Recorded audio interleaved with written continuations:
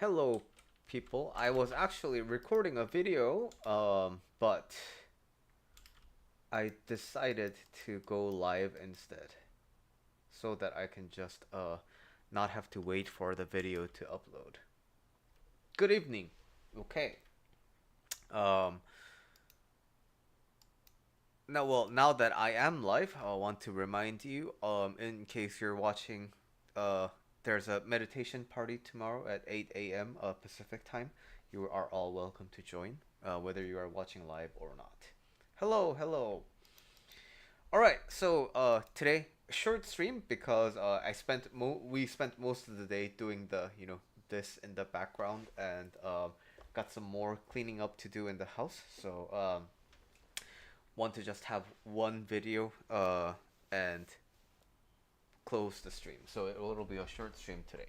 Okay, the I have a topic today, and the topic today is that life is not fair, and life feeling not fair.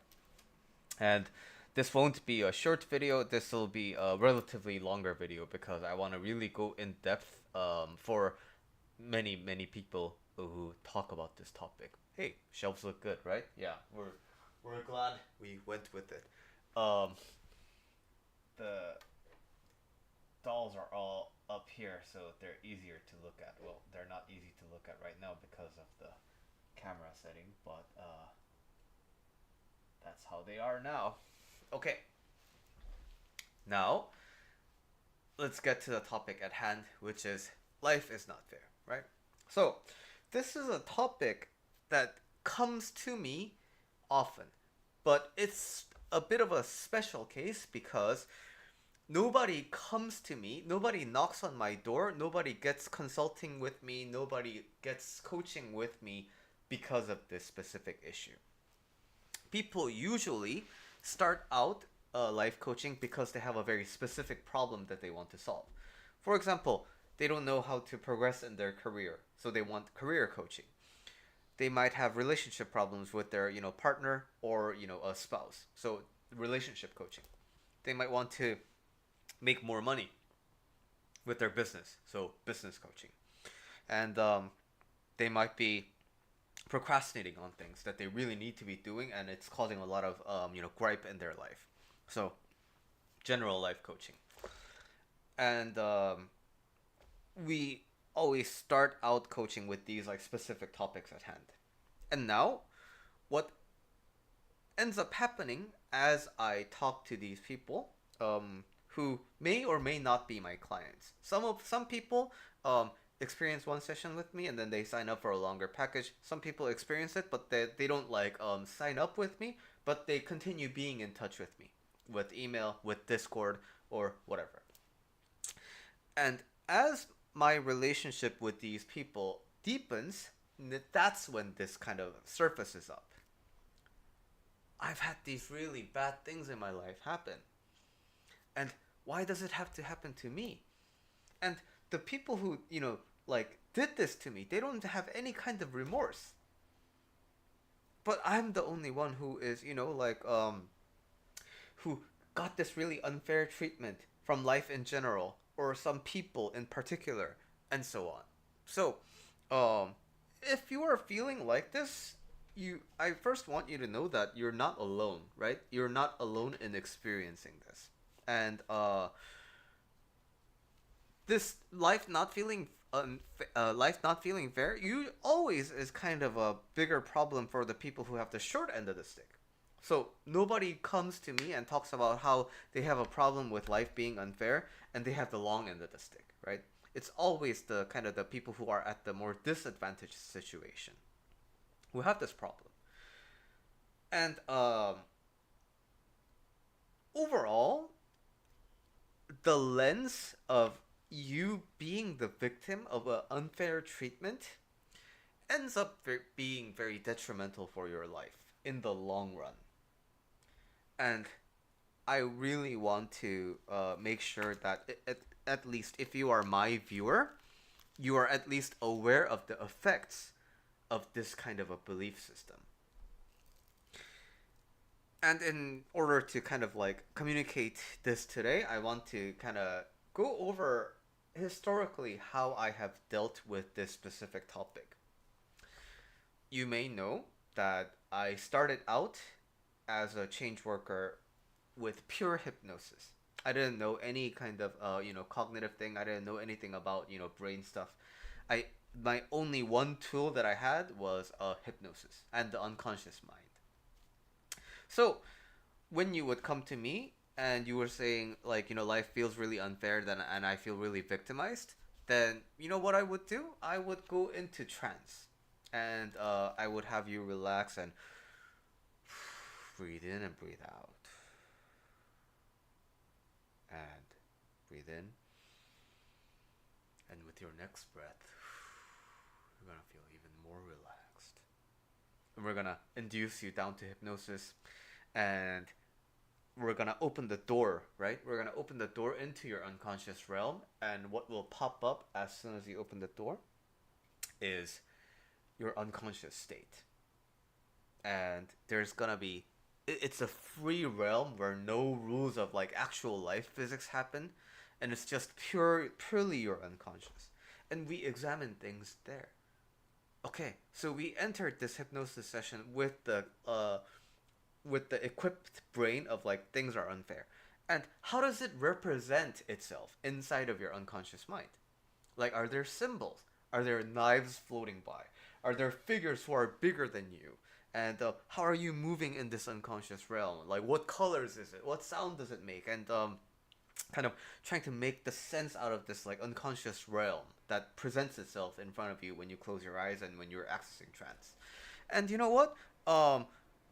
We would touch a lot of things on the unconscious level. So if some things feel scary in the unconscious, I help you kind of get in touch with your unconscious power. We remove the symbols. So if there's like a really big scary weapon flying your way, we turn it into like cotton candy or whatever, right?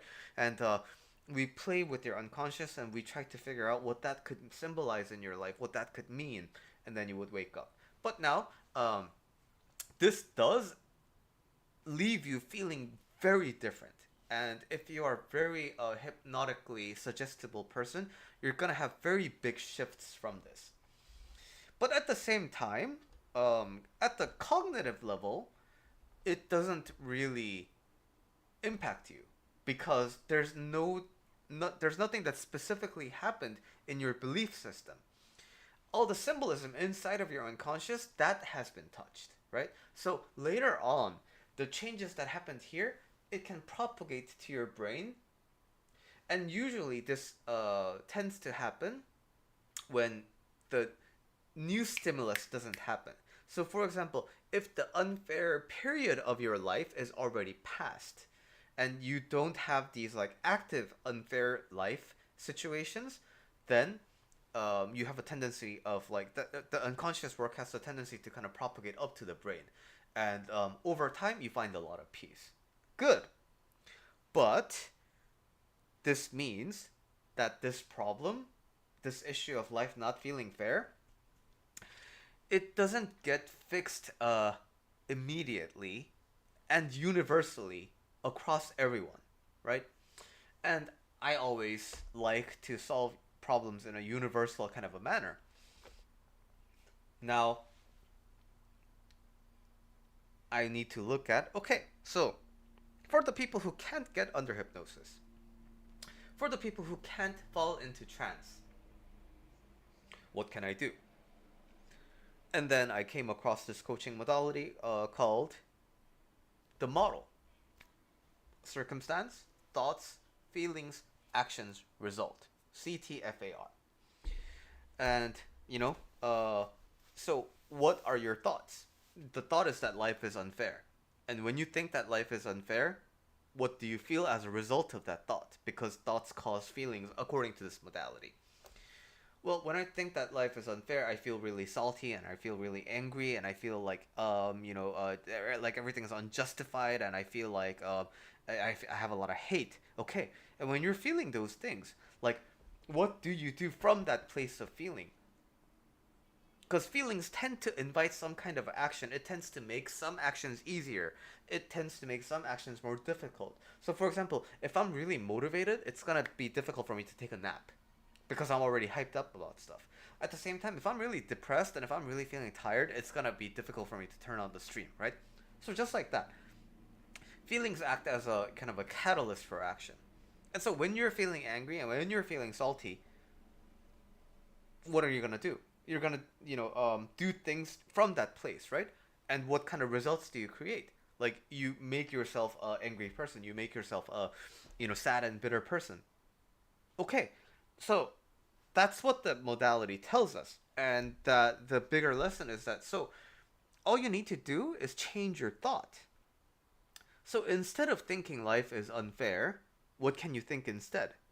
Life is actually fair. Or life is unfair in that it favors me. Those are the things that if you can believe, it'll trickle new types of feelings. It'll trickle new type of actions and it'll create new types of results. Okay. So we get that. But it's easy to do for certain things that you're not really feeling deeply connected to.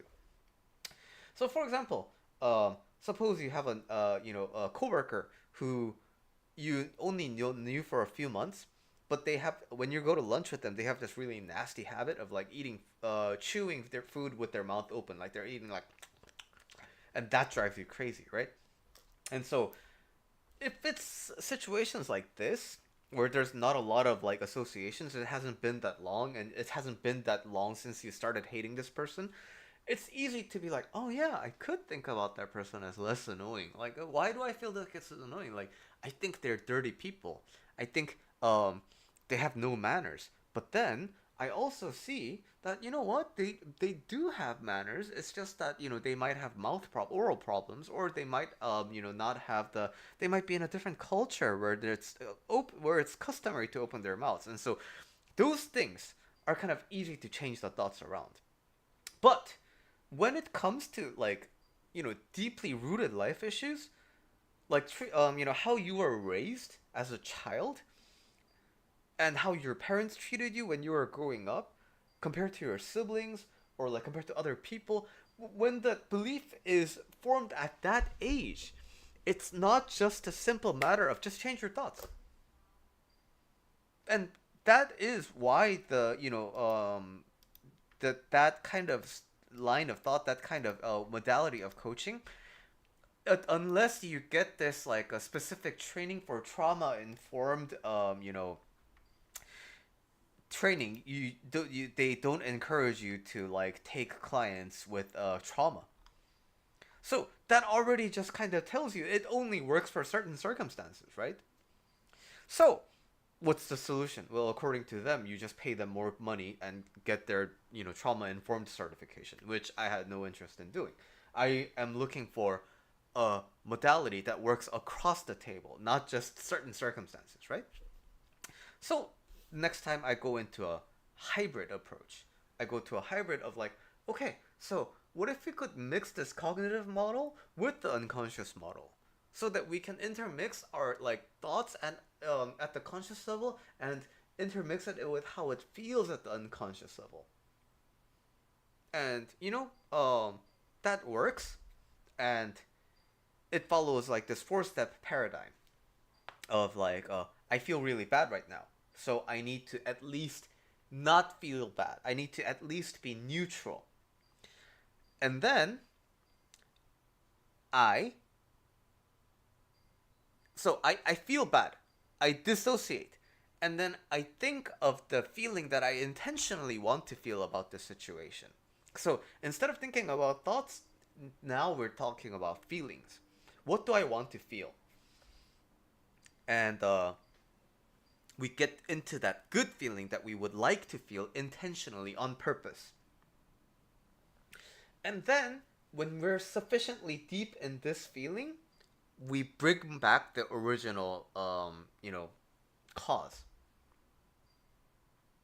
So, suppose my parents treated me differently from my older sister, and and so I feel like that's really unfair. So I feel really bad right now. Okay, do techniques, and then I dissociate from that feeling. Okay, now I think okay. So when I think about my parents, and when I talk to my sister. How do I want to feel instead? And I want to feel, I don't know, happy. Like I feel like I want to feel, like, and it depends on what my answers are, right? How do I want to feel intentionally? And I have to kind of like do that work of like selectively feeling what I want to, like instead of things are unfair and I feel really angry. Like, how can I feel happy? Okay, I want to feel intentionally happy. So let's pick that. And then so now I practice feeling happy. Okay, I'm holding on to this feeling of feeling happy. And at the same time, I introduce the original trigger of like, okay, I'm remembering. I'm feeling happy still. I am remembering that my mom treated me differently from my sister. But I'm still holding on to that feeling. And this when you work with me and you're sufficiently deep in this like moment of intentionally putting yourself in there and you're able to focus during the session and do this, it works. It works very, very well, right? It's extremely effective. But at the same time, it requires a lot of reps. Because why?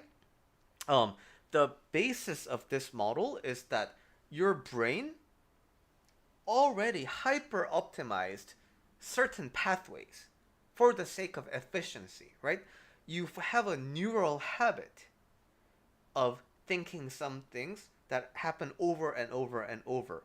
So if the thought of life is unfair and the feeling of anger and like deep sadness is right here, your brain has over time really shortened and optimized this connection between these two. And it's like a 8-lane freeway with no speed limits. As soon as an electrical impulse is in, it's like hyper optimized. And this work is about layer by layer and layer by layer and layer by layer, just slowly increasing the distance and slowly introducing obstacles between these two things.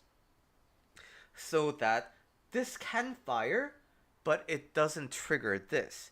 Instead, it triggers this new thing that we are trying to program. But so in theory, it works very, very well, but it takes a lot of reps. And human beings in general struggle with things that don't have an immediate payoff and requires disciplined effort. And if we solely rely on this, it has the effect of making every coaching session feel more or less a little bit predictable. So it's up to me to make it varied, right? But over time, if this is the only toolkit that I use, you're gonna be able to kind of predict. Oh yeah, when I go into the session, Billy's probably going to be like, okay, so like let's do the technique and then let's dissociate and then what else, right? And so, I wanted to, and again, it depends on your willpower. And so I wanted to move on to the next kind of a feeling, right? The next modality, because I wanted something that is more that's easier, that's more intuitive, or at least acknowledge the fact that changing these things is more difficult than others. Why don't people quit smoking? It's literally like you just don't smoke. It's this thing that you have to intentionally do, and all you're asking is don't do that. But why is that hard? Right? That's hard because some things are really fucking hard. So, all the coaching modalities that I experienced so far don't acknowledge this. And that was my main gripe. So, how do we approach difficult things in these previous modalities? Just do more reps and just approach it at a slightly different angle every time. And with actual clients, I found that to be a very kind of a repetitive process that is not enjoyable for the client. Of course, it's not my job to give them like pleasure, but when every session more or less becomes the same and you don't really see any change, um, there's something deeper underneath happening there. And so the next approach that I looked at is unshaming. Unshaming looks at the power dynamics of the thoughts and of the experiences that are in your life. And basically, there's one dominant aspect that rules the narrative of your life. So, in this example, it would be like, hey, life is unfair. And you know what? You're always mistreated. And all these bad things just happen to you and nobody else. And this voice in your head slowly kind of starts shutting down other voices inside of your head. Because it is more dominant. It holds more power. So there might be instances where you feel like life isn't all that bad, but then as soon as that voice starts popping up, the usual stronger voice comes in and wants to shame this voice. No, no, no. You should be feeling bad.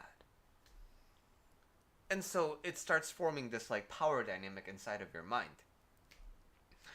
And that's how the narrative becomes stronger and stronger and stronger.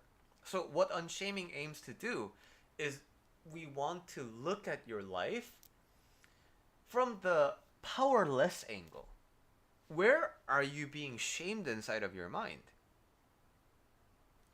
And we want to witness that thought and we want to give more power to that. So, this is all pre-Buddhism. And they have one thing in common. And it is that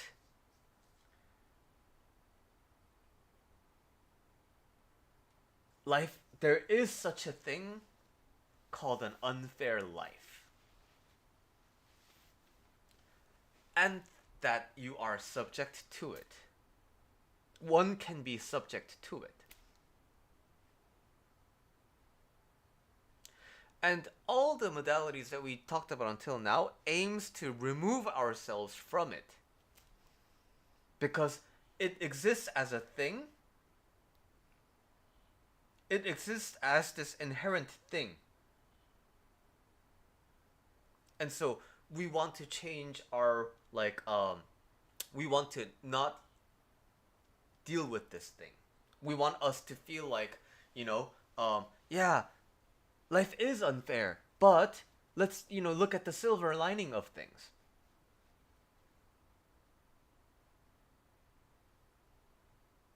Yeah, you are disabled. And you know what? It's really hard. But, let's look at the silver lining of things. Let's focus on the good thing. Let's learn how to deal with it. Let's learn how to deal with this really bad thing called life not being fair.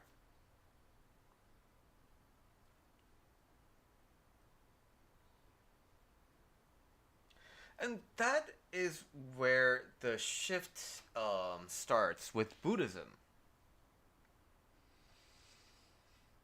Because Buddhism wants to let you know there is no such thing as an unfair life. You are not a victim because nobody did anything bad to you. And this is exactly what makes Buddhism so difficult to integrate. And this is why it can feel really harsh and critical. And this is why it can feel like it's completely useless advice or even bad advice. But the nuance is, it's different from gaslighting because gaslighting implies that these people who made my life unfair actually did some bad things to me. Because there is such a thing called a bad thing. There is such a thing called unfair treatment, and they did it on me. Gaslighting says, understanding that this inherently bad thing happened, gaslighting tries to convince you, no, no, no, that didn't happen. Buddhism is different in that there is no such thing as a bad thing. There is no such thing as an unfair treatment. Why? Because if there is such an inherent thing, if there is such an inherent thing as a bad thing and that happens to you, how can you be happy? You being happy would be a lie.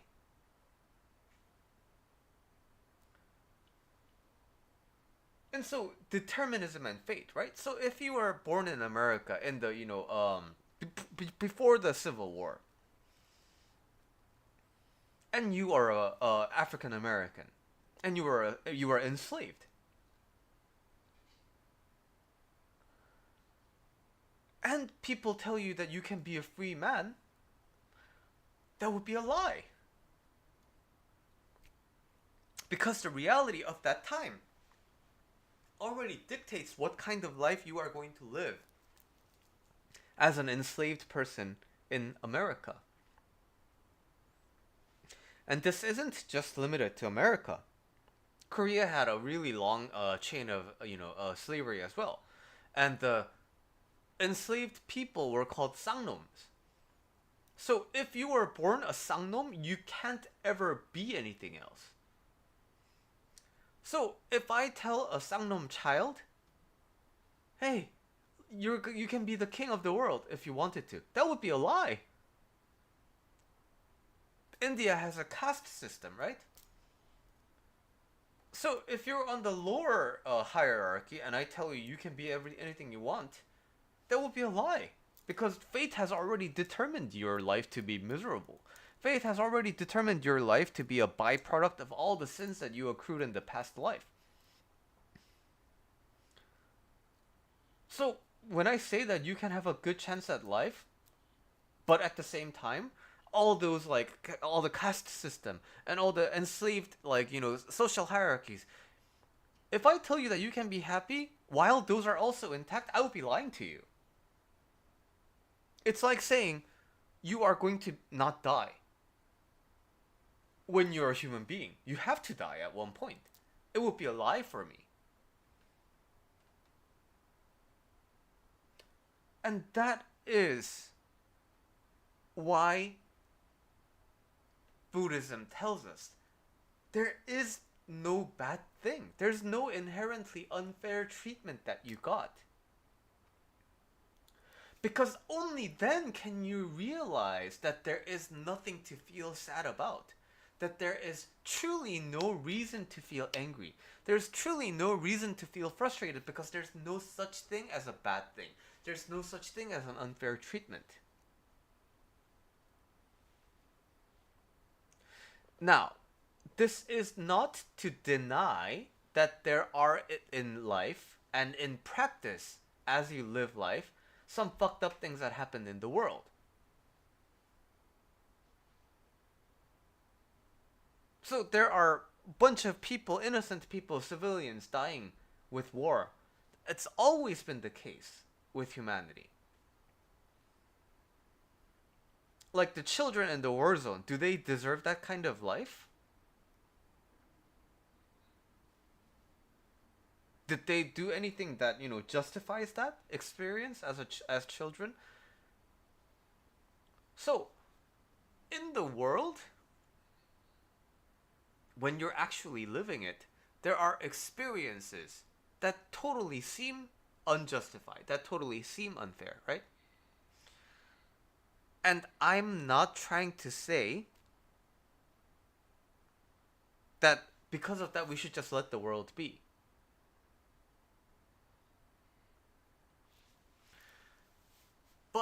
It starts with your view of life. When you feel defeated because life is so unfair, if you can't save yourself from the concept of an unfair life, you cannot um, happily and willingly participate in changing the world so that those unjustified things actually do not happen.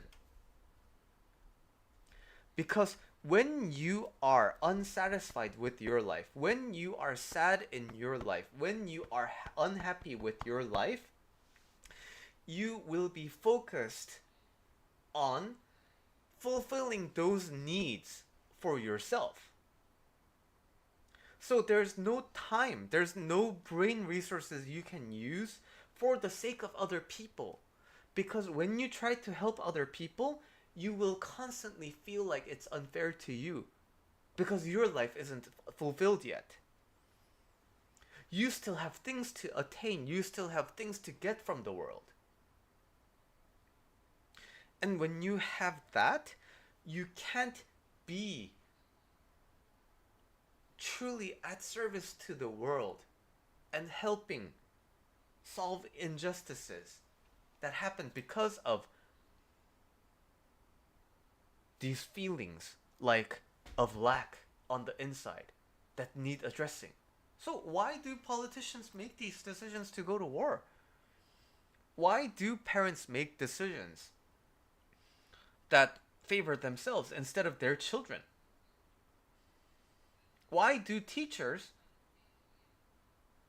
take sides with certain students and not with the other students?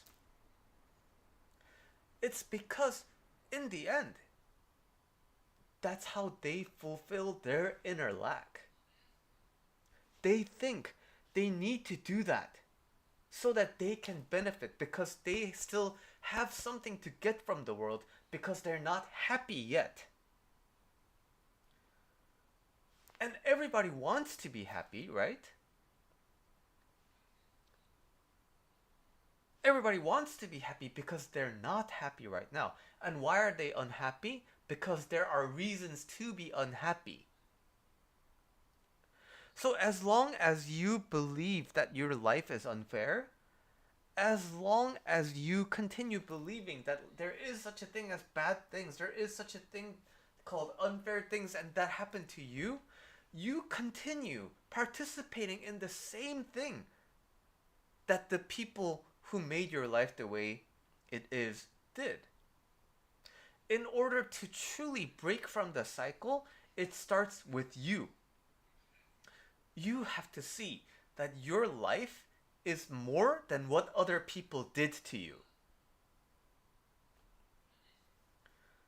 Your life is more than how your parents raised you. Your life is more than how your teachers treated you. Your life is more than how your neighborhood treated you. Your life is more than what your race, your gender, your social standing, what that has preordained for you. Those things exist in the world, yes, and those things have an implied connotation of they have an implied influence on how your life is likely going to be if you don't actively do anything about your life. But you have the option of doing something about your life. And it starts out by recognizing the power that you have. The power that you have to change the narrative about your life. That your life is perfect. That your life has been perfect. Because yes, these things that made me feel bad in the past, they happened. But these are opportunities for me to learn about my life. And through these experiences, I have learned that when these things happen, it can make a person feel really fucking horrible. And I know that this is an influence, but it's not going to determine how I'm going to live my life. So it's the perfect lesson I needed to learn in order to know how to be truly happy. And that is what actually frees you permanently from the grasps of this idea that your life is unfair. You don't have to feel bad about that anymore because there is no such thing as an unfair life for you. Because you get to define your life. Because you get to define your experiences. Other people can have unfair lives. But I want you to know that for your life, you can define how you're going to live it, how you're going to see your life. And it's okay if all of this sounds like complete nonsense to you today.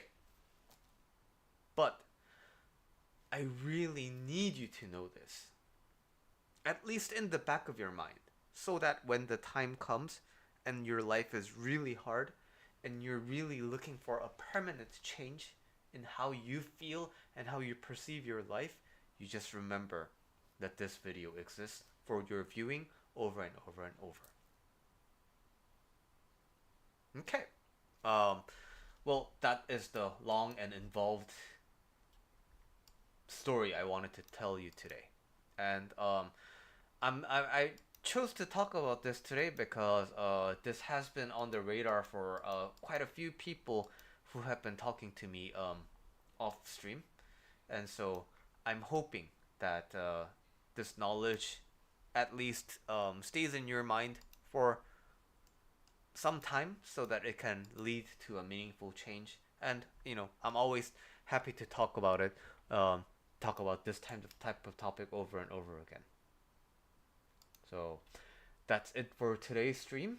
And wow, I said short stream, but it's like almost 40 minutes. But anyway, have a happy rest of the Sunday. And tomorrow, meditation at 8 a.m. Pacific time. I will see you tomorrow.